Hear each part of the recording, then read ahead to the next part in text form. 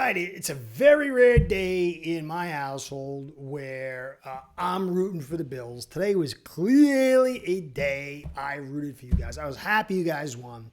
I'm a Dolphins fan. All I got to life is the perfect season. And I had this weird suspicion that NFL had this desire to get the three-peat and the perfect season wrapped up in one. It was a little crazy, a little paranoid. But I'm a Dolphins fan. I got one thing to hold on to here. So, not you guys knocking off the Chiefs was a big deal for me. I'm very grateful for that. I won't be rooting for you much more as the season progresses. So that's that. It was a good day, I think, for all of us. We all got to laugh with the Jets. They became the jest. Totally wet the bed. For me, my Dolphins won, and now you guys won. Big time stuff. I think my team is showing something maybe to rise up. I think it's going to be very difficult, but it was a nice win. For you guys, though, this could be a season regime defining moment. It was a big time game. I thought McDermott had a very good game in many regards. Aggressive and came through, paid off.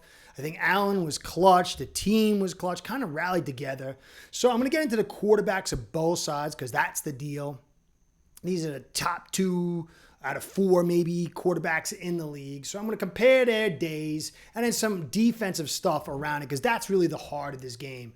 What a game, though. So it started out, Mahomes threw the pick. I was like, oh, it's going to be an easy day. Foolish. They guys bounced back and forth, then you threw the pick, and then it became a scrum, and then it was pretty wild at the end. But Mahomes had a pretty darn good day, and you could see some of the stuff he did on the move, hitting. But Allen really showed himself to be a superstar. Now, Mahomes, he had 3 touchdowns and 2 picks, 22 of 33, only 181 yards. I'll get into why on that. He was sacked twice. He had 2 big-time throws.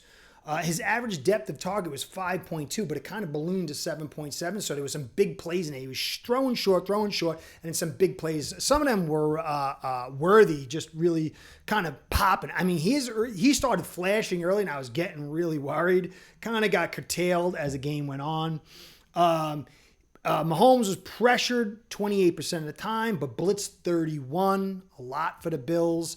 And when the pressure is lower than the blitz rate, that means the offensive line is winning and the defense is kind of getting a little desperate. And so it was a little bit of a win for this offensive line. But in order to get that win, they had to sacrifice something. They're normally around 40-something% pass rush mitigation. That means play actions and screens combined. They ballooned up to just slightly over 53%.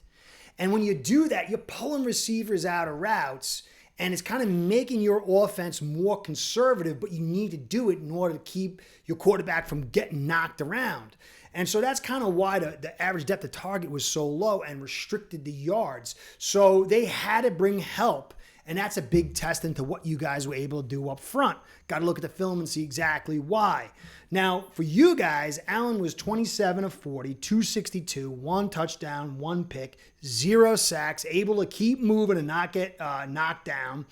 He was blitzed 40%. The pressure was 38. So again, the blitz was a little bit higher than the pressure. He had 3 big-time throws. But you guys had a play action of 22.7 and screens of 18.2, which is about 41%, which is a little bit higher than what you guys normally do. You guys are normally in a 34 range. So you bumped it up a little bit to get that protection.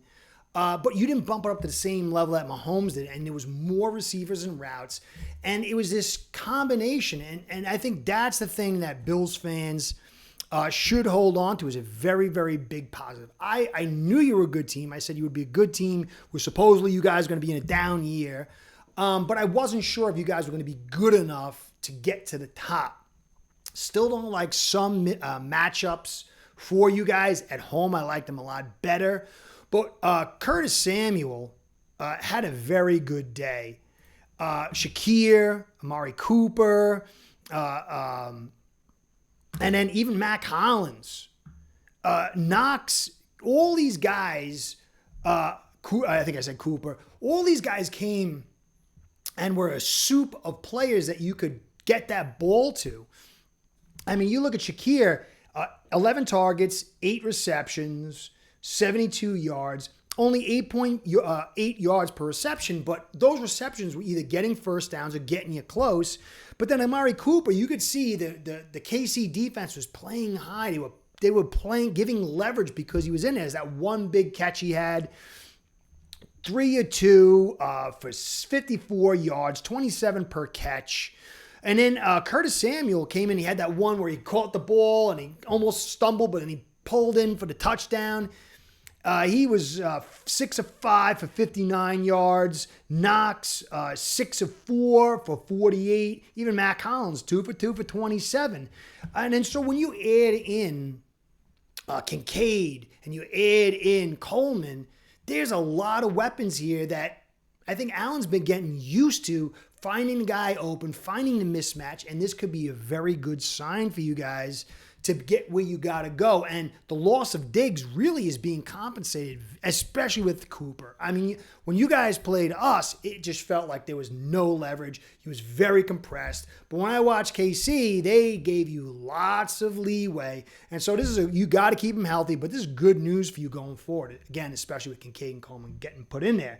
Now, the main thing, though, you guys' average depth of target was 6, a 0.8 higher than Mahomes, and 6.5 was the average reception. So it was a little bit less than his, but you were working in a better spectrum in the middle. And I think a lot of that had to do with it. You didn't have to have as much pass rush mitigation, and you had more tools going on. But clearly, Allen had a huge day. When you add in 10 for 58 on the ground, 4 forced missed tackles, 5.8 yards per carry. This was that 4th and 2, I think, is where McDermott earned a lot of leeway for you guys. It'd have been very easy for him maybe to kick the field goal or whatever. But the fact that he went for it and then Allen found his way, that was probably the highlight play of the season so far. 4th and 2 in your house. I think you were up by like 2 or something like that, or 1. And to get that huge run in the chaos and to run for the touchdown and to really put it out of reach. I guess they could have driven down. They could. But still, that is an epic play. I have to give McDermott credit. Obviously, this whole team, obviously Allen. But when you go back as far as the defense, KC hurt themselves a ton. And Spagnuolo is a great DC, and his defense is a great defense. They had 18 stops to your 10 stops, and that was a big deal. But they kind of wet the bed with missed tackles. They had 12 missed tackles, and Buffalo only 2. This defense isn't superstar status, but they play well as a unit. They coached well, called pretty well, and not missing these tackles. And I think you saw some of the stuff with points after turnovers, points in the red zone. These are keys. These are like you can look at the macro stats and be like, oh, but it's these little stats that show the successful teams, what they do. Missed tackles is a big deal. KC really hurt themselves. 12 missed tackles. And so in the end, it was in your house. You had the crowd noise. It was a close game.